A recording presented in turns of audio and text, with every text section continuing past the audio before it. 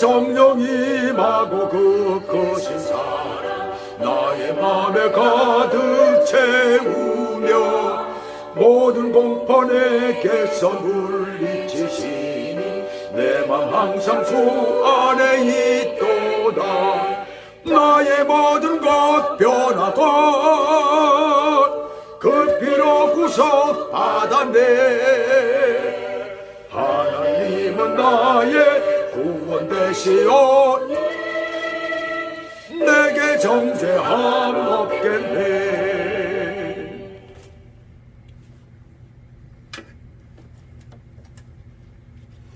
오늘 하나님의 말씀은 창세기 29장입니다.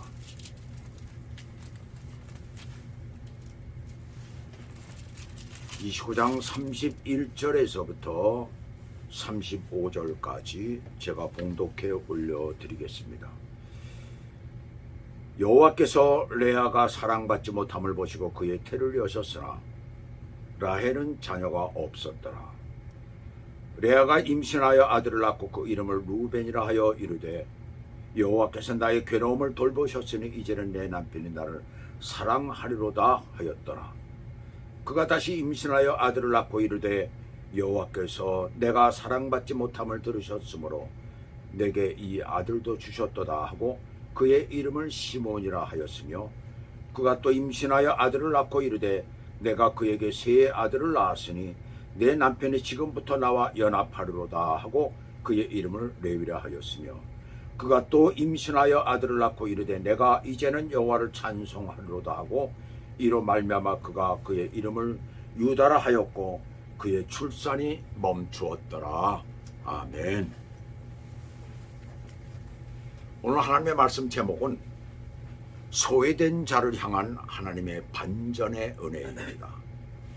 소외된 자를 향한 하나님의 반전의 은혜. 인간 사회에서 제일 잘못된 것이 왕따 문화가 아닌가 생각을 합니다.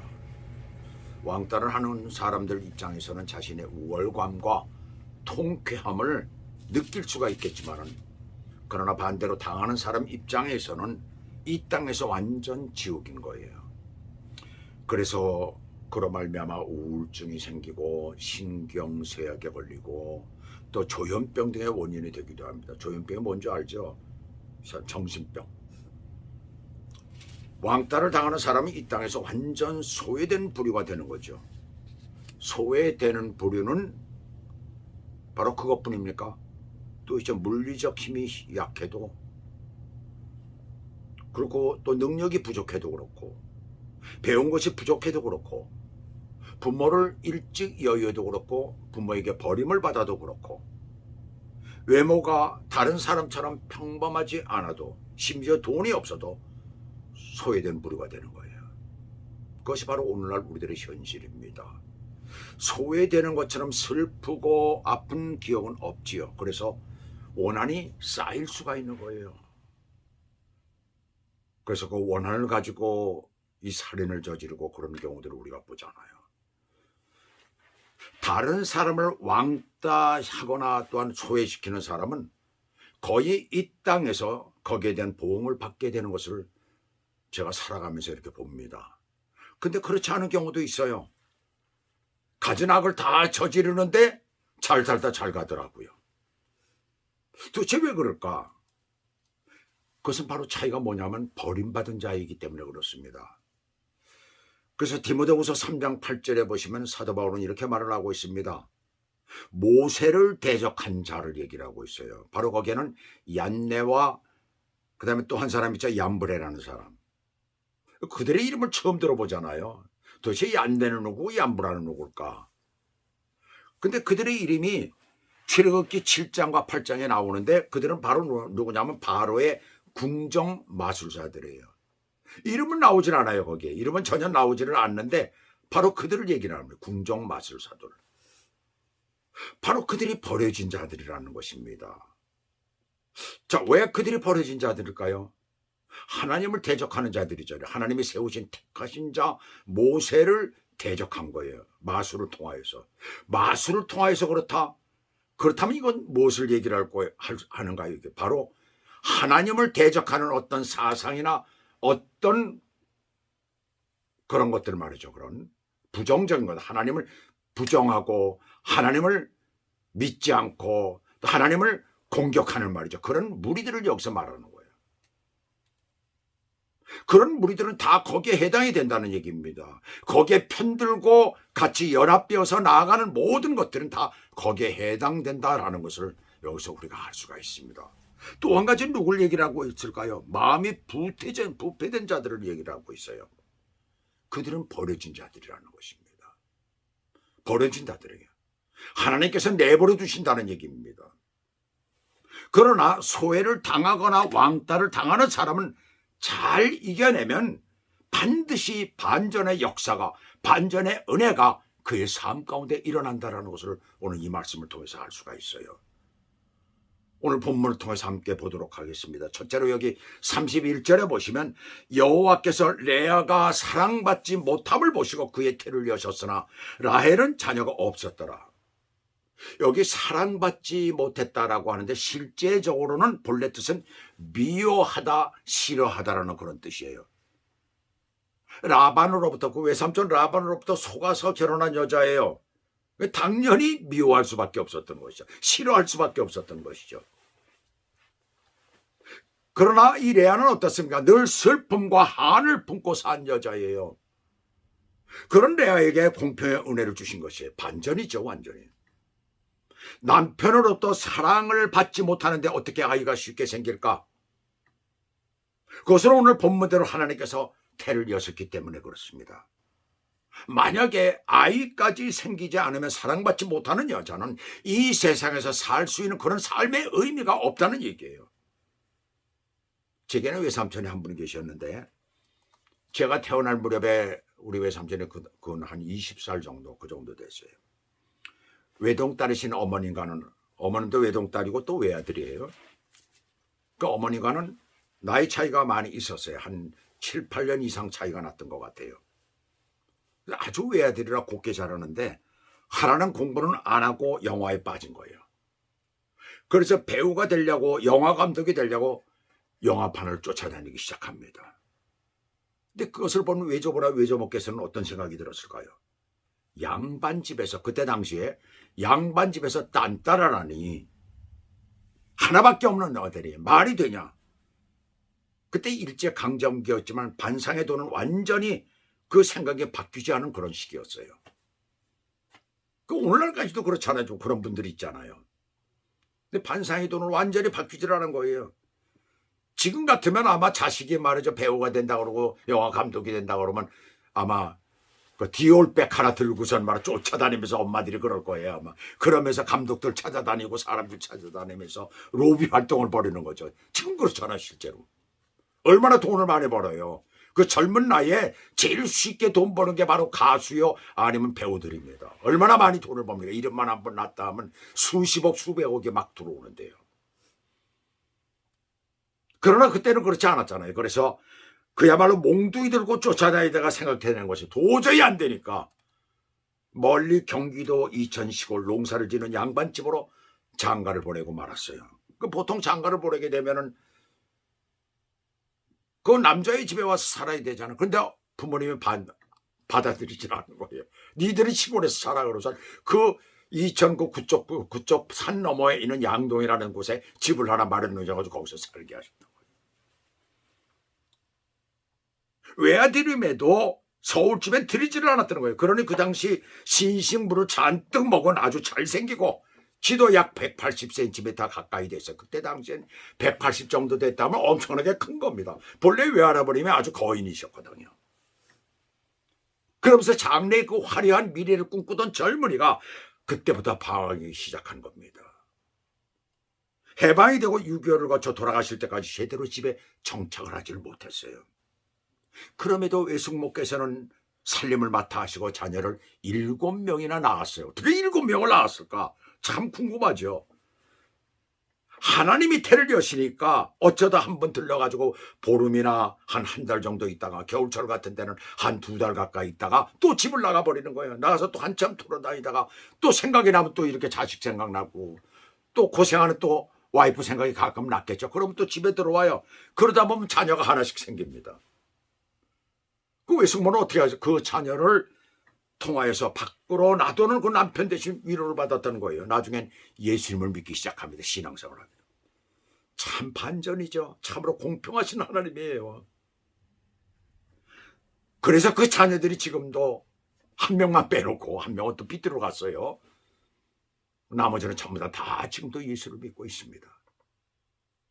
누가복음 4장 16절 19절을 보시면 예수님께서 그 가난하신 곳 나사렛에 이르러 안식일에 늘 하시던 대로 회당에 들어가셔서 성경을 읽으실 때에 이사야서 61장 1절을 읽으셨어요.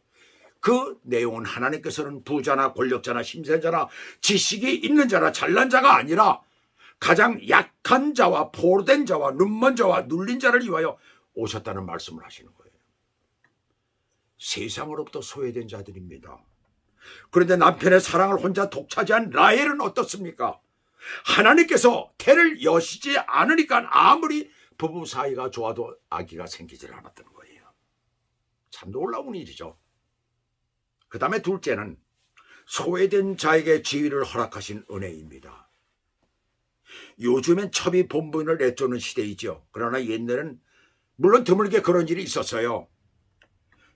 그러나 첩이 자기 뜻대로 그 마음대로 하지를 못했었습니다. 그것은 본부인의 지위가 그만큼 높았기 때문에 그래요. 본부인은 모두의 허락과 또 뭡니까? 나라의 법으로도 인정이 된 지위이지만 그러나 첩은 남편의 외도, 정욕을 이기지 못한 결과이기 때문에 그렇게 되었던 거예요. 야곱은 그렇지는 않은 거죠. 그러나 처음부터 편파적인 사랑으로 시작된 것이기 때문에 본인의 감정을 억제하기는 어려웠을 것입니다. 그럼에도 불구하고 하나님께서는 그 언니 레아를 통해 계속해서 아들 넷을 연달아 낳도록 하신 거예요. 오늘 본문 말씀은 아들을 계속 낳는 장면이 나오고 있잖아요. 놀라운 일이죠. 그 당시에 자식을 많이 낳는 것이 미덕이었는데 그 임무를 하나님의 은혜로 다함으로 자신의 지위가 확고부동하게 된 거예요. 놀라운 일이에요. 지위를 확고부동하게 된 거예요. 이 세상에서 그리스도인의 지위가 소외될 때가 많이 있었죠. 많이 있죠. 어떤 때는 믿는다는 이유 때문에 무시당할 때도 있어요. 대놓고 따져야 할 때 따지지도 못합니다. 예수 믿는다는 이유 때문에. 하고 싶은 얘기를 못하고 살 때도 얼마나 많은지 몰라요. 그러나 그럴 때마다 많이 손해를 봅니다. 그러나 하나님께서는 이 땅에서의 지위를 하나님의 자녀, 아들이라 일컬음을 받는 지위, 권세로 높이시고 그것은 장차 하늘나라에서는 하나님과 함께 영원히 사는 더 큰 지위로 높이시는 은혜를 이미 예약해 놓으신 것입니다. 그 다음에 셋째는 하나님께서 직접 위로하시는 은혜예요. 32절을 보시면 레아는 첫 아들 루벤을 낳고 뭐라고 합니까? 여호와께서 나의 괴로움을 돌보셨다라고 했어요. 그리고 이제는 내 남편이 나를 사랑하리로다. 사랑받지 못함에 대한 한이 있었던 것을 우리가 알 수가 있죠. 얼마나 사랑받지 못했으면 그렇습니까? 그저 와서 의무적으로 하룻밤 지내고 또 며칠 지내고 그러다가 가는 거예요. 다른 여자에게 가는 겁니다. 그러나 그때마다 아이가 생기는 거예요. 놀라운 일이죠. 그가 다시 임신하여 아들을 낳고 시몬이라는 이름을 지었어요. 시몬이라는 이름의 뜻은 들으심이라는 그런 뜻이거든요. 자신이 받는 고통과 슬픔에 대하여 하나님 앞에 기도한 것을 하나님이 응답하셨다는 기쁨의 고백으로 지은 것이에요. 두 아들을 연속으로 낳으니 자식 경쟁에서 동생보다도 우위를 차지하게 된 거예요. 그리고 또 레위를 낳습니다.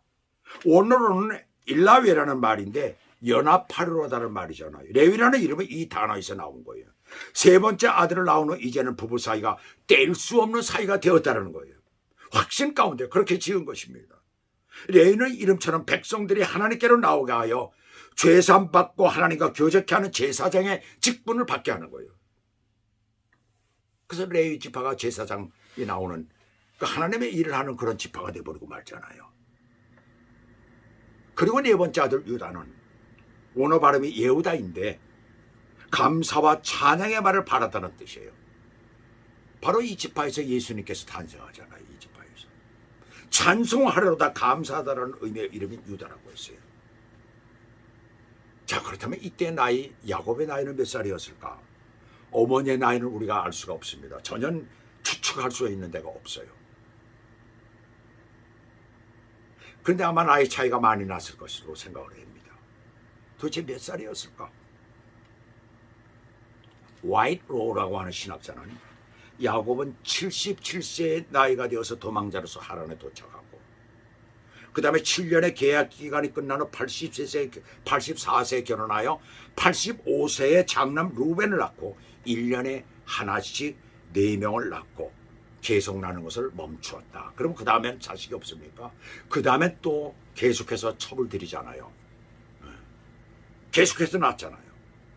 그러나 레아에게서는 4명으로 일단 멈추는 것을 우리가 여기서 발견하게 되죠.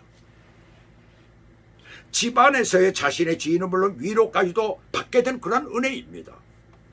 반전의 은혜이죠.